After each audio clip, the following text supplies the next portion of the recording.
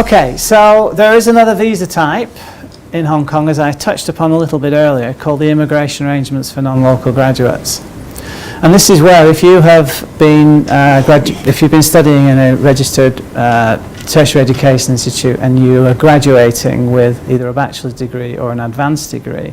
and the degree is awarded from that registered tertiary education institute in Hong Kong, then the immigration department will allow you to convert your status from a student visa through to an employment visa, no questions asked, for 1 year. And that means that if you find yourself in your business and you have, not exclusively but traditionally, mainlanders who are here under these immigration arrangements for non-local graduates, they are lawfully employable as is, so you can just hire them. Now that visa that they get is only good for 1 year in the first instance. When it's coming up for expiry, 4 to 6 weeks before it's due to expire, they have to go to the immigration department and seek an extension. And they can get an extension on the strength that they are gainfully employed or they have an offer of employment from a suitable and credible employer, and that the skills that they are in possession of are the kind of skills that are suitable for that particular job, and their compensation is broadly commensurate with market rates. The only kind of testing that goes on here speaks to the suitability and the credibility of the sponsoring employer, or the employer in this instance. But as long as it's an employer that's well established, and as long as the compensation is broadly commensurate with market rates, and the work is kind of related to that which they're educated for, the immigration department will then grant them an extension for 2 years so that they can remain in Hong Kong to carry out their employment. Here's the rub though. They can get this 2-year extension on the strength of being sponsored, or rather I should say supported by an employer, but they can leave and they can go and job hop and they can go work for somebody else. And at the time that their next extension is coming up for consideration, all they need to do at that point is to then again show that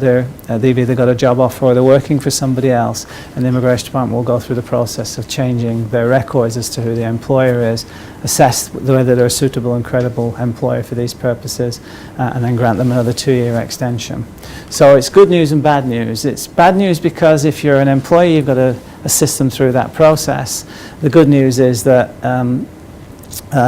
even though they may be leaving you, there may be other people who hold these visas that are in the workforce, and they may want to come and work for you, and then you can bring them in with no questions asked and then support them through the extension exercise if they're still working for you at the end of that the 2-year period that they've got.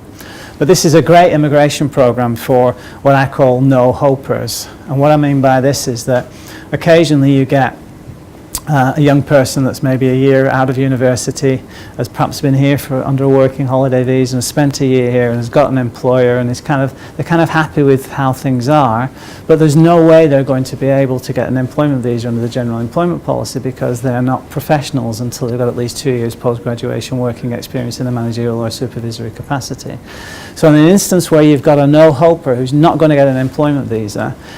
but they've got the wherewithal to stick around under a student visa and do a master's degree at a registered tertiary education institute, then at the end of that 1-year master's degree program, they can't work during the interim, but at the end of that 1-year master's degree program, they can then essentially get a no questions asked visa into employment in Hong Kong under the immigration arrangements for non-local graduates. So it does give a little bit of flexibility for those people who are essentially no-hopers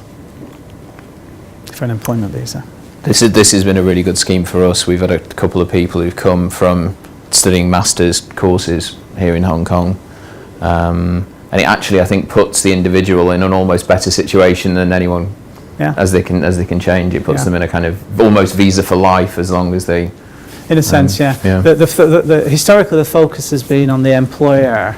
And you'll see from the Audit Commission report, and it's 80 pages long, 86 pages long, it's a goldmine of information. But you can see from the audit report, the Immigration Department, this division of the Immigration Department were criticised because of the way that they weren't ensuring that the compensation that was being offered to these people under this programme wasn't commensurate with market rates, and that there hadn't been close assessment of their education and their skills that needed to be deployed in the context of those jobs. There's just been perfunctory sort of assessment and sort of rubber stamped through. But the Immigration Department were criticised as a result of that, so we're going to see some tightening up, very much so.